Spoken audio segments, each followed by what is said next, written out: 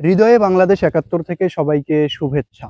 সুধীবৃন্দ, আজ আমি এসেছি রংপুর জেলার মিঠাপুকুর উপজেলার খোরাগাছ ইউনিয়নের তেকানি গ্রামে। আপনারা দেখতে পাচ্ছেন যে আমি একটি সুবিশাল আম গাছের সামনে দাঁড়িয়ে রয়েছি। এই আম গাছটি সাধারণ কোনো আম গাছ নয়। এই আম গাছের রয়েছে এক বিস্ময়কর ইতিহাস।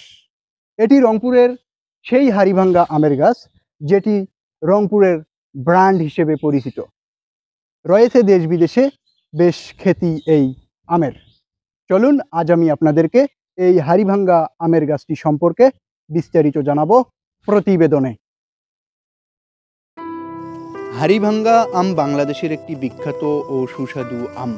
বিশ্ববিখ্যাত এ হাড়িভাঙ্গা আমের উৎপত্তি রংপুর জেলার মিঠাপুকুর উপজেলার খোরাগাছ ইউনিয়ন থেকে।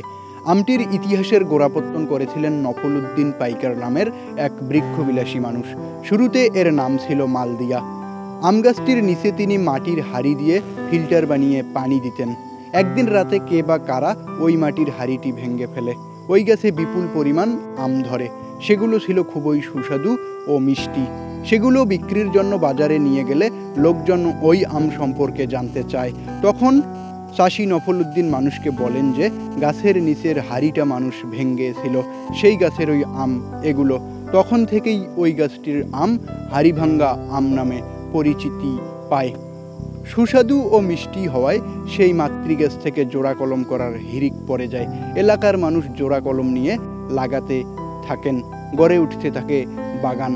নফল উদ্দিন পাইকার মারা যাওয়ার পর হাড়িভাঙ্গা আমের মাতৃগাছে মানুষ এসে এত জোড়া কলম করতে লাগলো যে গাছটির ডালগুলো হেলে পড়া শুরু করলো। এরপর ৮০-র দশকে বাণিজ্যিকভাবে গাছের কলম করে মানুষজন আমবাগান গড়ে তুলতে নেমে পড়ে। রংপুর মিঠাপুকুরের তেকানি গ্রাম থেকে শুভ খান, হৃদয়ে বাংলাদেশ ৭১।